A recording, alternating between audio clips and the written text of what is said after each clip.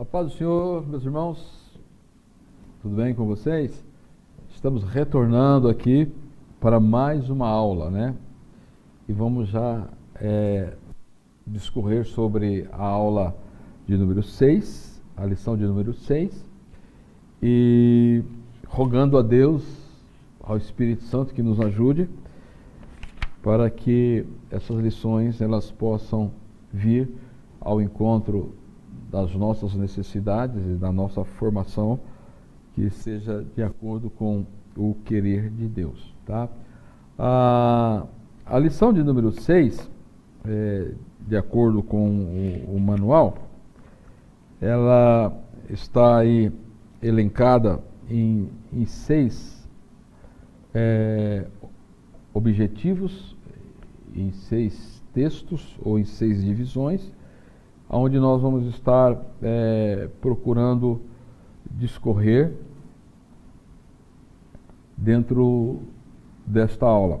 E essa lição de número 6 é uma análise sobre a segunda epístola de Pedro, tá? Então nós vamos, em primeira instância, dar uma introdução e apresentar o esboço desta lição, e dentro dos objetivos apresentados, né? Então vocês vão perceber aí que o esboço desta lição, não perdendo de vista que o foco desta lição, ou desta carta, dessa segunda epístola, é o conhecimento a respeito de Cristo, e esse conhecimento ele tinha um propósitos bem específicos, que era evitar divisões na igreja em razão de falsos ensinos dos falsos profetas. Vocês se lembram que na aula anterior, na segunda parte da carta de Pedro, ele se dirige aos presbíteros, né, que eles deveriam ter um procedimento correto, e esse procedimento incorreto poderia levá-los ao desvio da verdade e até mesmo trazer ensinos falsos, ensinos incorretos para a Igreja de Cristo. E aí ele vai exortar também quanto ao crescimento espiritual correto. Então, se há o ensino correto, se há conhecimento correto de Jesus Cristo, consequentemente, o crescimento é correto. No esboço apresentado aí, nós temos o tema dessa carta, tá? Que é a necessidade de conhecimento para se combater as falsas doutrinas, tá? Então, a lição, ela apresenta aí o livro, a epístola, ela apresenta aí 3 divisões, que a primeira parte trabalha com as coisas a lembrar, que devemos trazer à memória. O segundo ponto, a segunda divisão é falsos mestres, e aí ele vai desdobrar aí em 5 subtópicos. E por último, ele vai falar sobre o dia do Senhor, tá? Como vai apresentar as pessoas que escarneciam com respeito à promessa da vinda de Jesus, tá? E que nós, como cristãos, precisamos esperar na longanimidade de Deus, tá? Então, o conhecimento que o Pedro ele está abordando aqui é um conhecimento espiritual, ou seja, é um conhecimento que transcende aí todas as áreas do conhecimento humano, ou seja, quando você pega todas as ciências humanas aí no contexto do homem natural, eles não podem adquirir este conhecimento do qual o apóstolo Pedro ele está tratando aqui, que deve ser o conhecimento de Deus e do Senhor Jesus Cristo. É uma questão espiritual aqui, tá? Então o conhecimento devido é que resulta, tá? Então, se eu tenho o conhecimento correto, ele vai resultar aí no crescimento do homem interior ou do homem espiritual,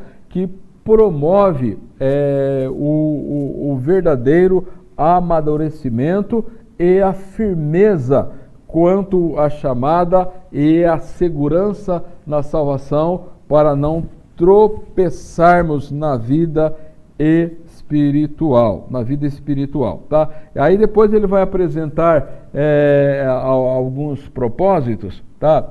E o propósito da epístola aqui é avisar quanto aos perigos destrutivos causados pelos falsos mestres, tá? Então nós devemos ter cuidado, tá? Essa advertência, essa placa de advertência, esse sinal, esse start na nossa consciência contra os falsos mestres, tá?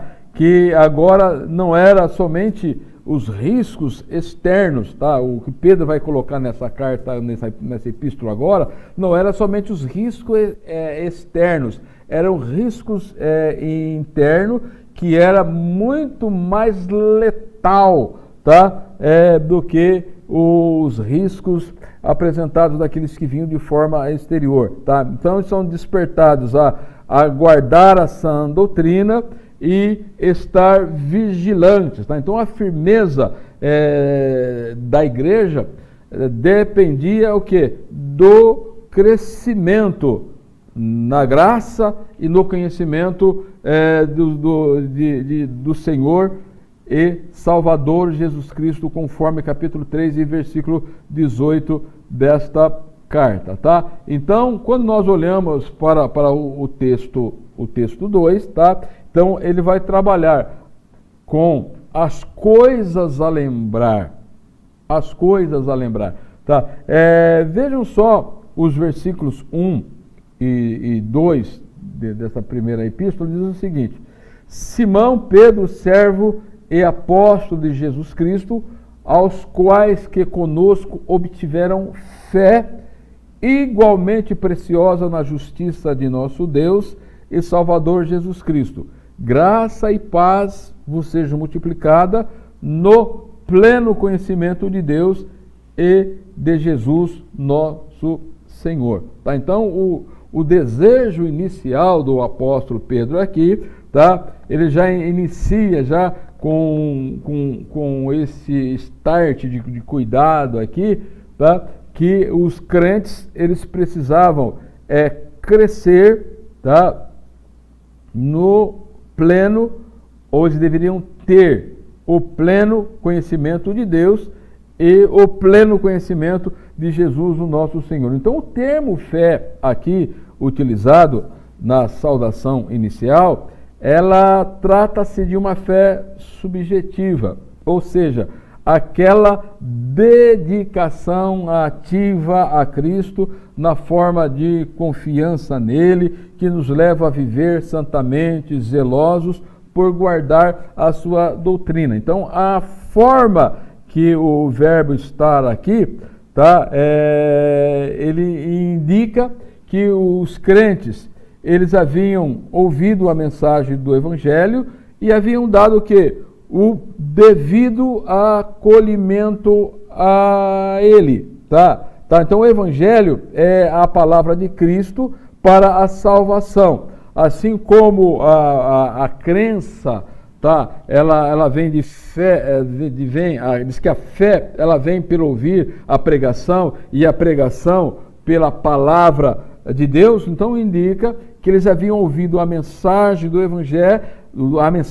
Evangelho e haviam obtido fé, tá? Obtido fé, ou seja, então esta fé ela precisava ser amadurecida, tá? E esse amadurecimento na fé, ele vai dizer um pouco mais à frente, que é mediante o crescimento ou a associação de algumas virtudes nela, tá? Então, ele já vai iniciar aqui com esse start de cuidado, tá? Que esta fé obtida, ela pode ser prejudicada se não houver o pleno conhecimento de Deus e de Jesus, o nosso Salvador. De Jesus, o nosso Salvador. Então, as coisas importantes que deviam sempre ter em lembrança são aquelas questões relacionadas à salvação e que não podia cair no esquecimento. Então, a palavra-chave que ele vai utilizar aqui é conhecimento, tá? Que é uma demonstração de que o crente precisa fazer uso das suas faculdades, tá? E aqui, quando se fala das faculdades aqui, são aquelas funções ou aquelas capacitações que nós temos na nossa alma, no espírito e até mesmo aquelas percepções, os sentidos que nós temos no nosso corpo, tá? Então, a ideia que ele vai apresentar aqui é um crescimento. Então, antes crescei na graça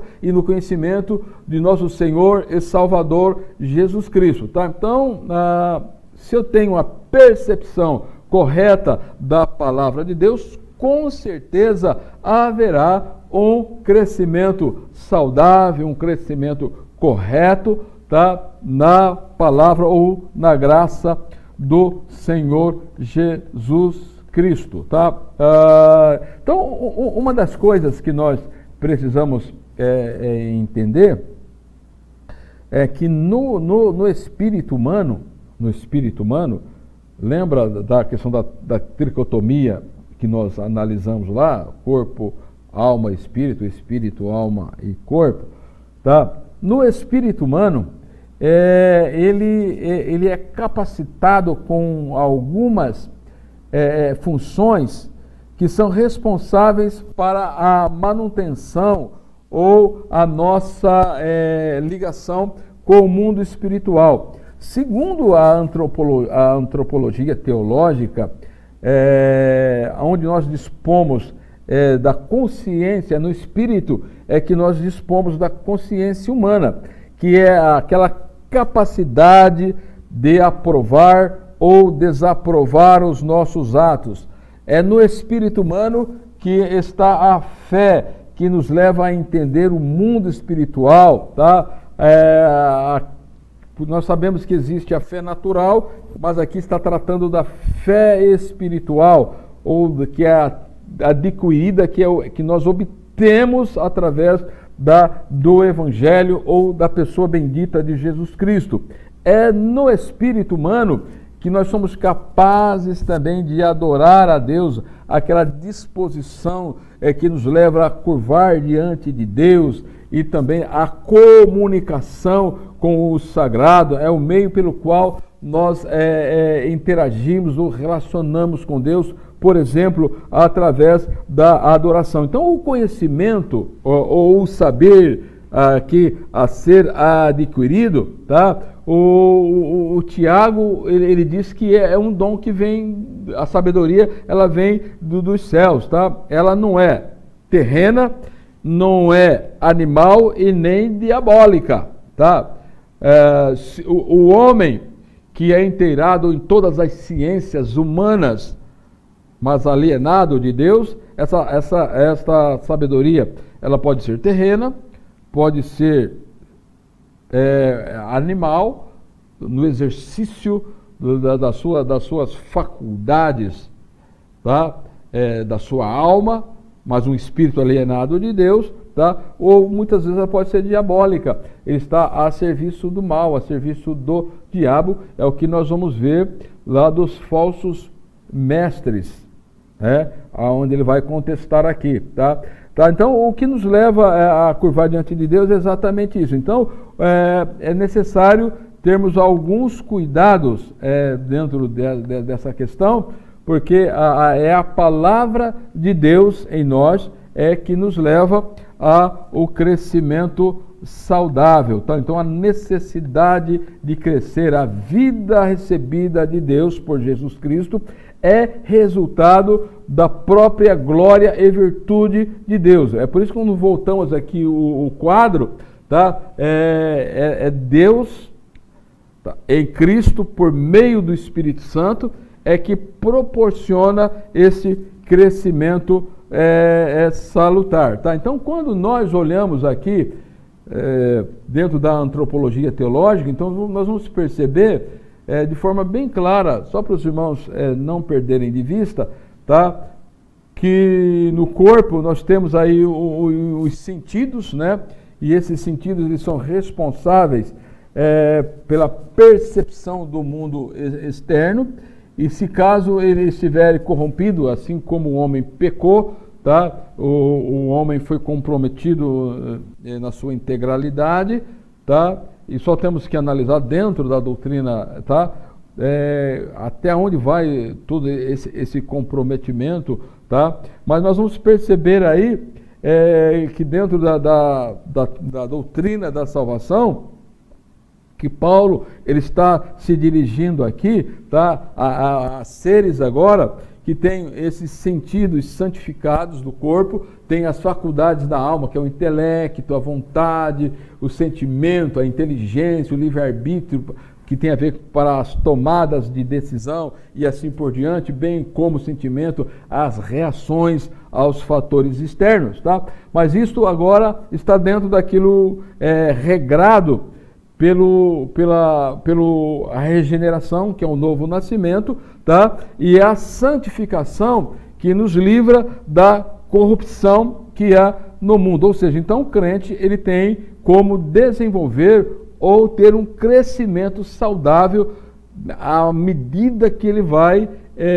adquirindo esse conhecimento de Deus e do Senhor Jesus Cristo. Tá? Então, uma das coisas que ele vai ainda desdobrar aqui, ou coisas que nós devemos lembrar, ele vai dizer aos ingredientes que devem ser acrescidos na nossa fé para que haja um crescimento espiritual saudável. Tá? Então, se essas coisas elas forem devidamente acrescidas na nossa fé, consequentemente nós teremos um crescimento saudável.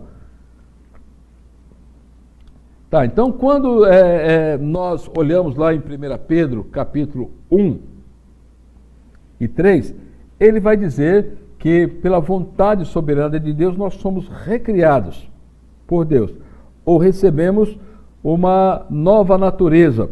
E ele vai dizer então agora aqui no capítulo 1 dessa segunda epístola, que nós, pela regeneração, nós tornamos coparticipantes da natureza divina.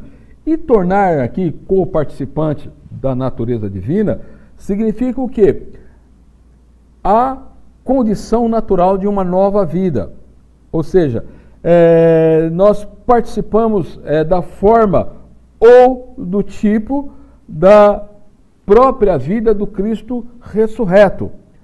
Resultados do que? Da própria glória e virtude de Deus, e isso faz parte do pacote que vem com a vocação e a eleição. Tá? Então nós, à vista da vocação e da eleição, da regeneração e da participação da natureza divina, nós precisamos tomar aí alguns cuidados. E ele vai dizer, quando nós olhamos para esse gráfico aqui, que ele diz que deve ser associado à vossa fé. Então a ideia que tem aqui é a individualidade de cada cristão, tá? Ou diz assim, que deve ser reunido ou reunir isso com toda a diligência, ou colocar todo o nosso empenho. Aí ele vai dizer que devemos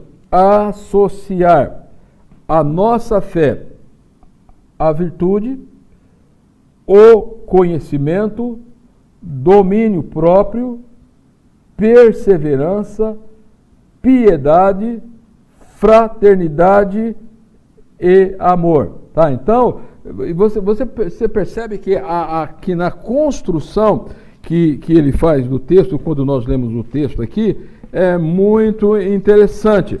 Tá?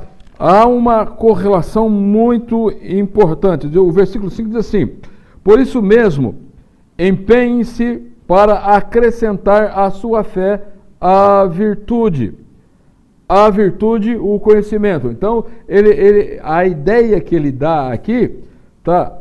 À medida que você coloca a sua fé, a virtude, o conhecimento, mas ele diz assim, ele desenvolve aqui um desencadeamento, dizendo assim: acrescentai a vossa fé à virtude.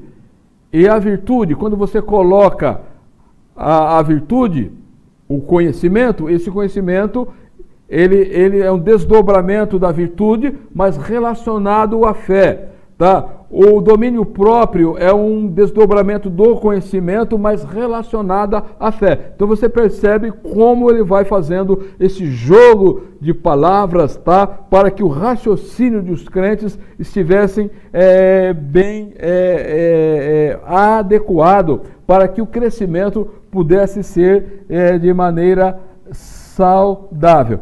Quando ele diz, quando estas coisas elas estão bem sedimentadas ou acrescentadas na nossa vida de fé, tá? Da maneira correta, como Pedro ele coloca aqui, por inspiração do Espírito Santo, daí ele vai dizer: porque se estas coisas existindo em vós, e em vós aumentando, fazem com que não sejais nem inativos e nem infrutuosos no pleno conhecimento de nosso Senhor Jesus Cristo. Lá no versículo 10 ele diz assim: procurai com diligência cada vez maior confirmar a vossa vocação e eleição, tá? Vossa vocação e eleição. Então ele vai apresentar aqui que a vida cristã, ela é vivida pela fé. Por 3 vezes o apóstolo Paulo, por 2 vezes, uma na carta aos Romanos e outra em Gálatas, e o escritor aos Hebreus, ele vai dizer que a vida cristã, ela é vivida pela fé. Ou seja, então a fé, ela precisa ser suprida de maneira necessária. E o suprimento da fé são a associação desses elementos que ele apresenta e que o livro apresenta aqui uma definição, o manual apresenta uma definição para cada uma delas, tá? Então, e ele diz assim que tem que colocar empenho, diligência, tá? Para que essas coisas sejam devidamente ajustadas ou acrescentadas na vida cristã. E é interessante que a virtude, ela vai falar um pouco da excelência moral, tá? Então aquele que não é moralmente ajustado aos padrões divinos, tá? Ele não consegue ter o quê? Um conhecimento correto, que são as experiências espirituais, tá? De acordo com a iluminação do Espírito Santo na nossa vida, tá? E aí, tá? Quando essa excelência moral e essas experiências, elas vão promover em nós o que é um domínio próprio, que é o poder íntimo, saber controlar-se, tá? E desdobra na perseverança. Perseverança significa constância espiritual, à vista da esperança, da salvação, daquilo que esperamos. Piedade, uma vida de reverência para com Deus. Fraternidade, o amor fraternal que ele diz ali, altruísmo, tá? Tanto no aspecto social, no aspecto cristão.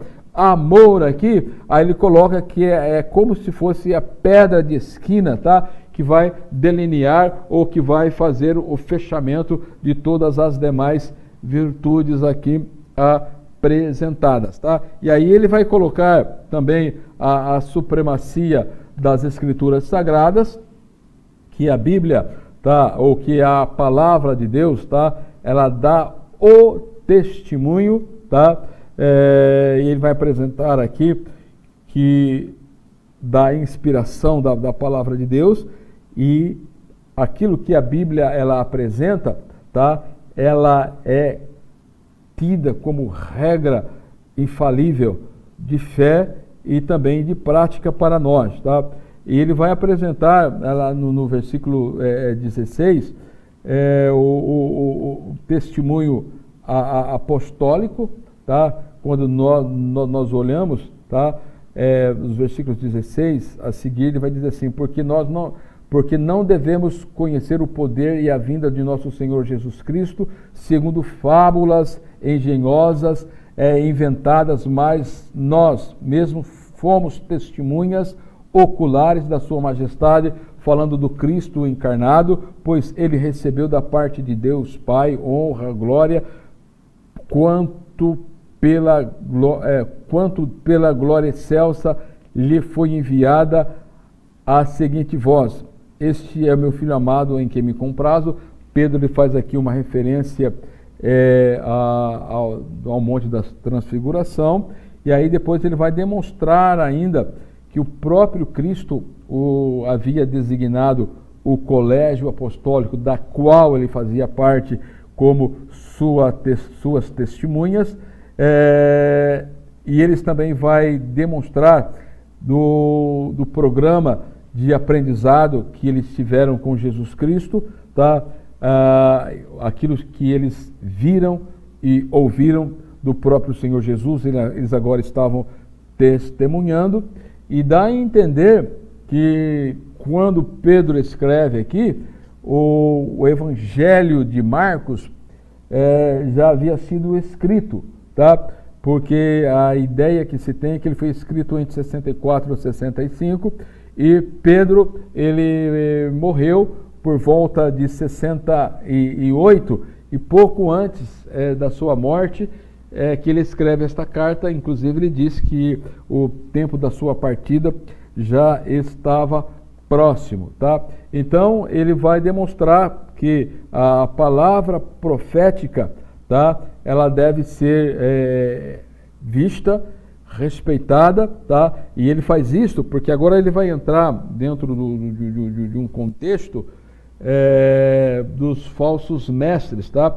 Então, quando ele fala a palavra profética aqui, tá? Ele está fazendo uma referência ao Antigo Testamento, tá? Inclusive ele diz aqui que os profetas, tá? No versículo 21, né? Que esses profetas eles falaram inspirados por Deus, não era de particular elucidação ou interpretação, e eles fazem referência aí à formação do cânon do Antigo Testamento, tá? Do Antigo Testamento, tá? Então ele vai lançar mão disto para fazer aí uma defesa, tá?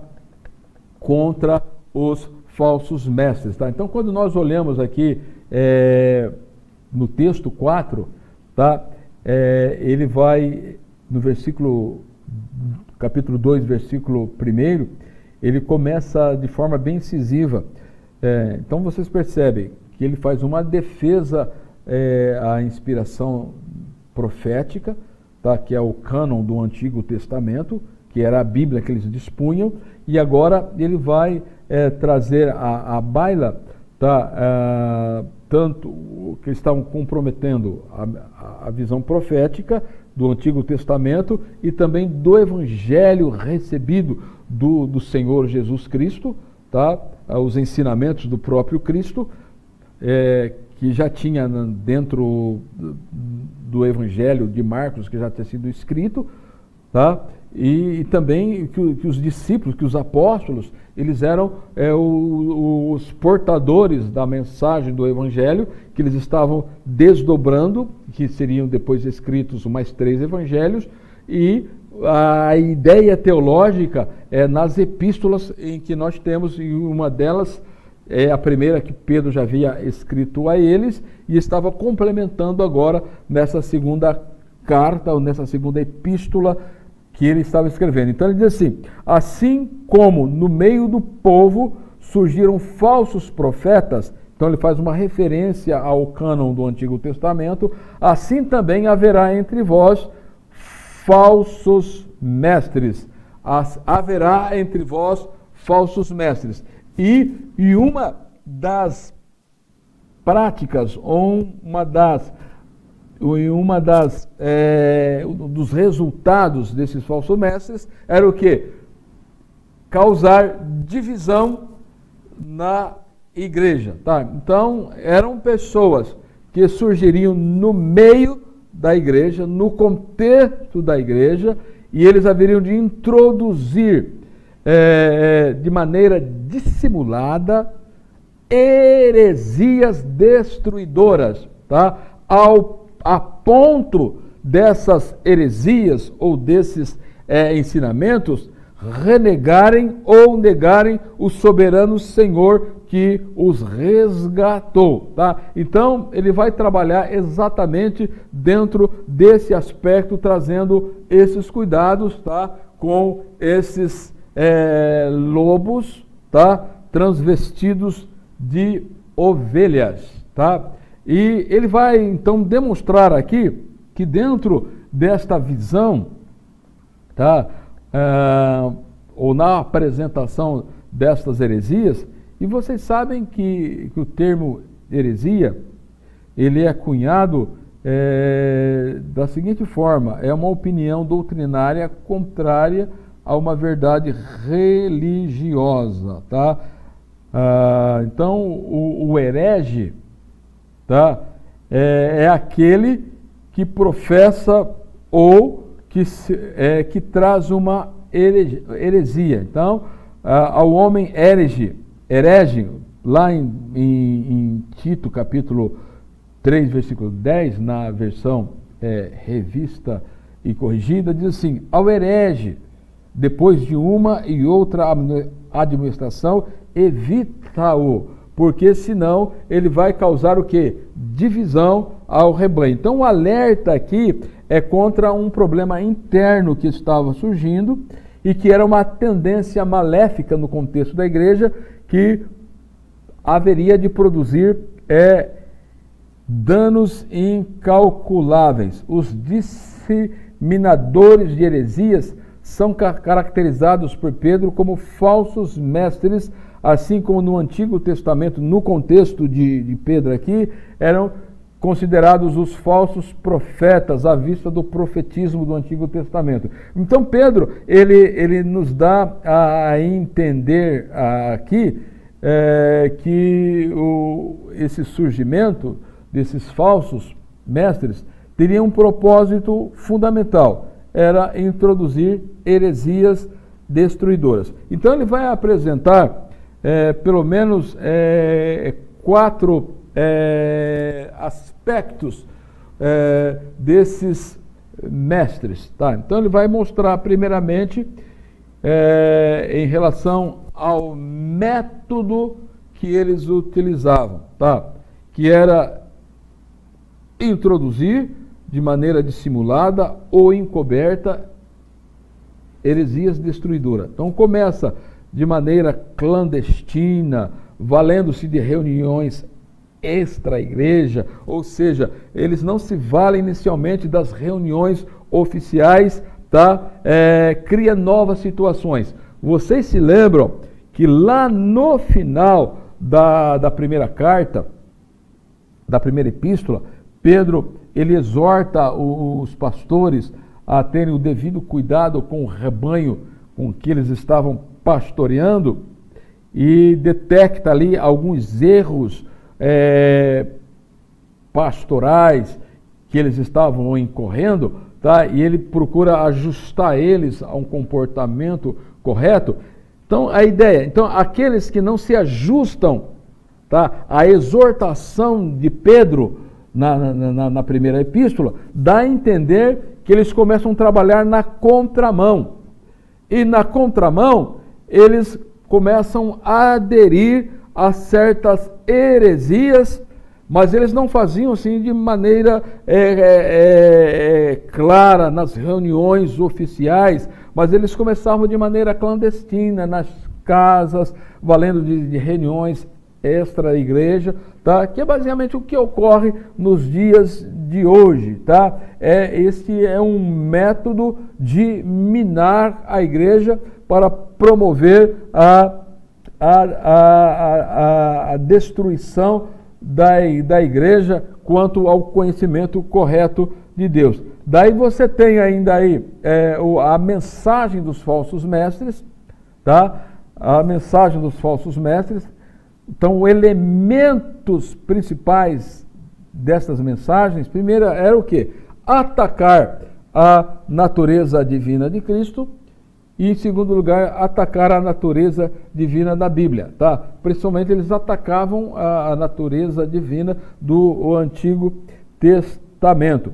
No segundo aspecto, o terceiro aspecto, tá? É a motivação pelas quais eles fazem isto, tá? Eles têm um método, têm uma mensagem, tá? E qual é a motivação que eles têm, tá? O texto de Pedro vai apontar alguns fatores que motivavam o herege.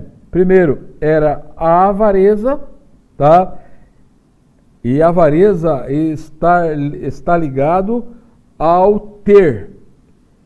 A cobiça está ligado ao ser, tá? Então, a pessoa, ela era cheia de cobiça e esta cobiça levava o quê? A avareza. E esta combinação, essa dualidade aí, esses dois passos na vida de um herege é que causa as grandes destruições. Tá? Então, a pessoa ou o pastor, tá, que começa a ser conduzido pela cobiça e pela avareza, ter e ser, tá, em descompasso com a verdadeira revelação bíblica, tá, ele está já no caminho da destruição e de produzir grandes males à igreja. Tá? E aí ele vai usar aqui um outro aspecto, que esse tipo de pessoa, ele está o quê? Debaixo da maldição. Tá? O versículo 3 vai dizer assim: também movidos por avareza, farão comércio de vós com palavras fictícias, para eles o juízo lavrado a longo tempo não tarda e a sua destruição não dorme. Tá? Então tem que tomar cuidado com os 4 M's que estigmatizam ou marcam os falsos mestres. Os 4 M's: método, mensagem, motivação e maldição. Maldição. E aqueles que aderem, tá, caem debaixo da mesma maldição. Tá? Então, uma das coisas que ele vai mostrar é que o herege, tá, ele está debaixo do julgamento divino. Tá? Ele está debaixo do julgamento divino. E dentro desse slide aqui, além da inveja e da cobiça que nós comentamos no quadro passado, há associação também aqui do orgulho, tá? A questão do orgulho. É por isso que ele vai dizer aqui: portanto, depois de ter escapado das contaminações do mundo, mediante o conhecimento do Senhor, mediante o conhecimento do Senhor e Salvador Jesus Cristo, se deixam enredar de novo, tá? É algo assim, deliberadamente eles fazem isto, motivados pelo orgulho, pela inveja e pela cobiça, tá? São vencidos, tornou seu último estado pior do que o primeiro, tá? Então a ideia que se dá aqui é que o texto deixa bem claro, que é o grande risco, tá, da pessoa perder-se ao longo do exercício da sua fé. É por isso que ele começa dizendo que é necessário que o conhecimento de Deus e do Senhor Jesus Cristo, ele deve ser com a associação daquelas 7 virtudes, tá? Para que a pessoa possa se manter firme na fé, senão ela acaba caindo neste mal aqui, tá? Essa tradução que está aqui embaixo, ela é muito interessante. Ela diz assim, ó, pois melhor lhes fora que nunca tivesse conhecido o caminho da justiça, do que após conhecê-lo, volverem para trás, apartando-se do santo mandamento que lhes fora dado. Com eles aconteceu o que diz o adágio verdadeiro: o cão voltou ao seu próprio vômito, a porca lavada voltou a revolver ao lamaçal. Este é o verdadeiro quadro de um herege na fé. Tá? Este é o verdadeiro quadro de um herege na fé. E ainda ele vai continuar dizendo que uma das questões do herege é a blasfêmia. Tá? O capítulo, versículo 10 diz assim: especialmente aqueles que, seguindo a carne, andam em imundas paixões, menosprezam o governo, atrevidos, arrogantes, não temem de infamar as autoridades superiores, ao passo que os anjos, embora de maior força e poder, não proferiram contra elas infamamente na presença do Senhor. Estes, todavia, são como brutos irracionais, naturalmente feitos para presas e destruição, falando mal daquilo que são ignorantes, porque não tiveram conhecimento correto na fé, né? Na sua destruição também hão de ser destruídos. Tá? Então, eles atuam segundo uma natureza carnal. Tá? Ao renunciarem à fé, tá? Eles seguem a carne, os seus desejos corrompidos, em todas as áreas. Tá? Menosprezam aqui as autoridades eclesiásticas designadas por Deus. Tá? Então, o que nós vivemos hoje de crentes independentes, dizendo que eles não precisam estar debaixo de autoridade espiritual, de liderança, tá? Aqui é o primeiro passo para o orgulho, tá? O primeiro passo para o orgulho, onde demonstra o quê?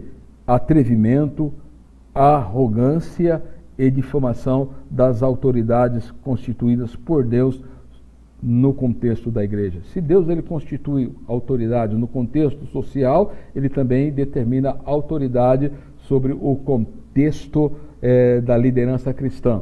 E ele acompanha de perto, tá? Aqueles que são hereges, aqueles que são maus, o Senhor os destruirá, tá? Conforme Paulo diz, eles cairão na mesma condenação de Satanás, tá? Então, nós precisamos ter muito cuidado com essas questões de engano destas pessoas ou desses hereges. A igreja precisa tomar muito cuidado. Inclusive, ele fala quando a avareza ela é um agente motivador, a pessoa é orgulhosa, tem a avareza como agente motivador. O Pedro aqui ele usa o exemplo do Balaão, né, que fala sobre o caminho de Balaão, que não foi reto. O caminho de Balaão foi baseado na injustiça, tá?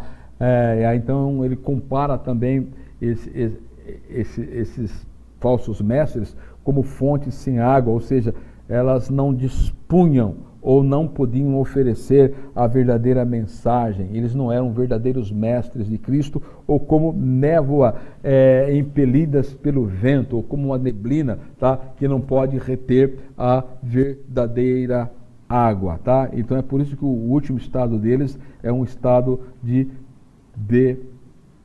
destruição e muito triste. Tá? É por isso que na Bíblia, quando trata dos juízos, né, escatológicos, tá?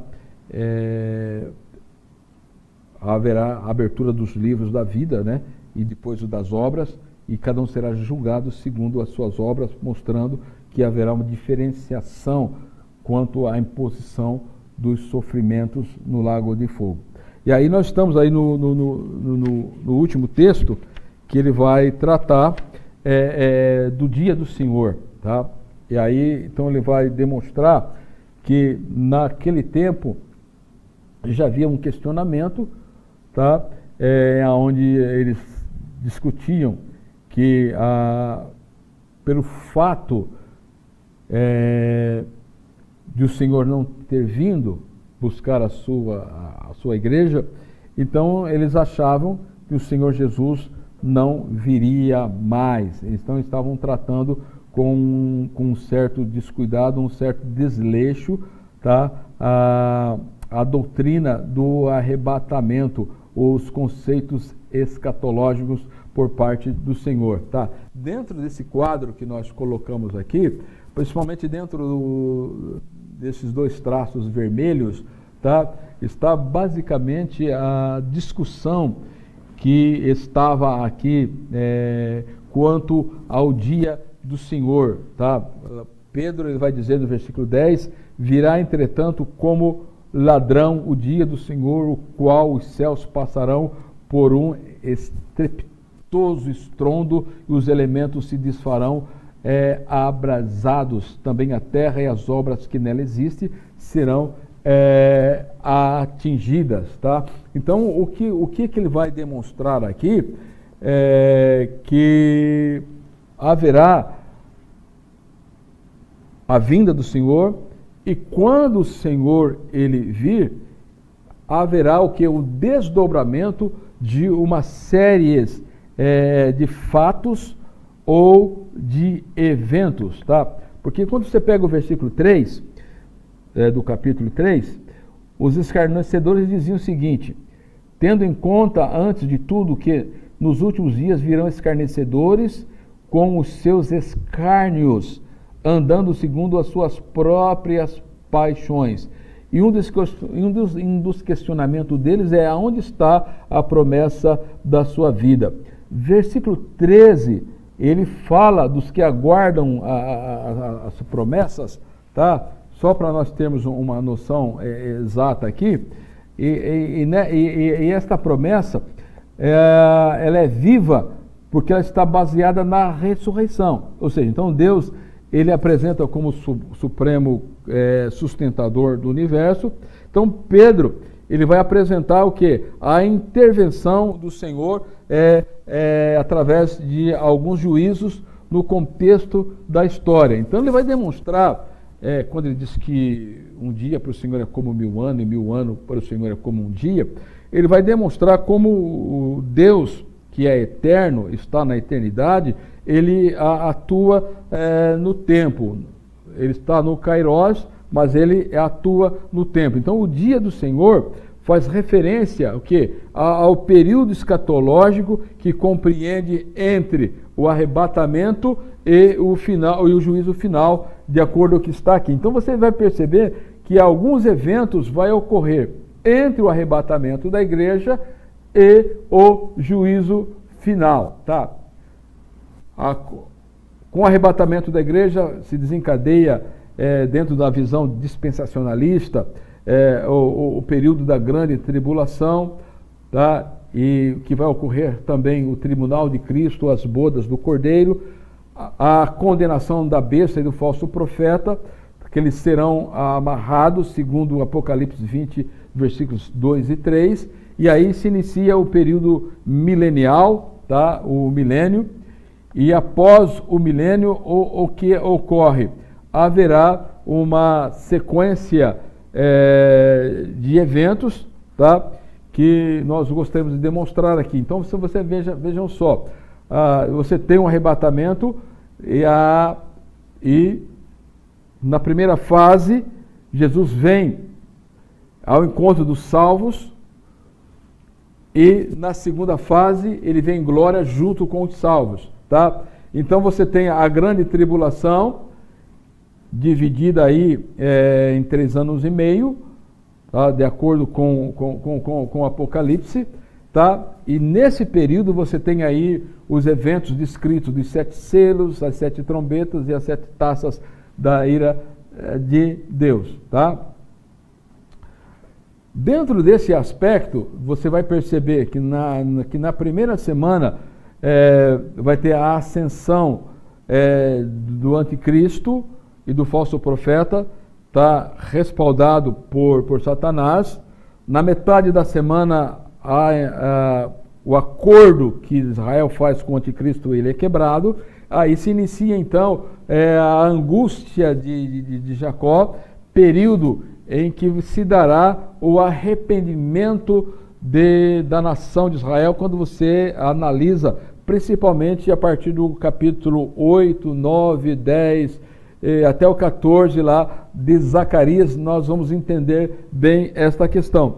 Aí no final da grande tribulação, o Senhor Jesus ele vem em glória, tá? Mas uma das coisas que é necessário nós entendermos é que a ressurreição dos salvos, que a Bíblia diz de primeira ressurreição, ela se dá em 3 grupos distintos, né? O primeiro grupo é Cristo, a primícia. Depois o segundo grupo se dará no arrebatamento, e no final da grande tribulação nós temos aí uma ressurreição dos salvos, tá? E depois a segunda ressurreição é daqueles que não ressuscitaram na primeira salvação, né? Que o capítulo 20 do Apocalipse diz: e outros mortos não reviveram até que os 1000 anos se completasse, tá? E você tem essa ideia, tá? Então você, dentro desse quadro, você tem bem essa explicação aqui, tá? Você tem essa visão, tá? Então, a primícia, tá? No final da grande tribulação, aqueles que não foram arrebatados ressuscitados no arrebatamento, no final da grande tribulação, eles são ressurretos, tá? E aí, no final do milênio, aqueles que não morreram em Cristo ressuscitarão para enfrentarem o julgamento final, tá? Então, nós temos aqui, a ideia que no final do milênio, tá? Que o Pedro ele vai tratar que a terra ela vai se desfazer, tá? Os céus e a terra serão desfeitos por um cataclisma, por orientação de Deus. Então, você tem a ressurreição dos outros mortos, Apocalipse 20, 13, tá? Aí eles serão submetidos ao julgamento do grande trono branco, tá? Que é o julgamento para os ímpios, aqueles que não receberam o Senhor. O livro da vida é aberto, os livros das obras são abertas, tá? E a Bíblia vai demonstrar que nesse período, tá? Quando 2 Pedro ele diz, está aparecendo aqui bem os textos aqui? De baixo, tá? Ok. Então, voltando aqui, volta aí. Então, diante do julgamento do grande trono branco, vocês vão perceber que Pedro ele vai dizer o seguinte, no capítulo 3, versículos 10 e 11. Mas o dia do Senhor virá como ladrão de noite, no qual os céus passarão como grande estrondo, os elementos ardendo se desfarão, a terra e as obras que nela há se queimarão.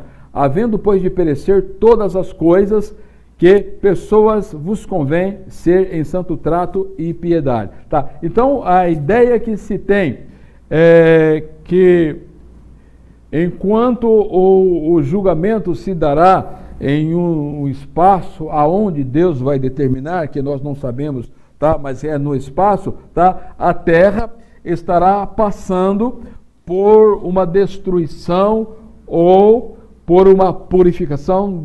Aí existem teólogos que vão discutir aí essa questão, mas a ideia é que esse juízo sobre os céus e terra, o espaço onde está contaminado pelos demônios, por Satanás, passarão por uma purificação, e aí o que nós teremos?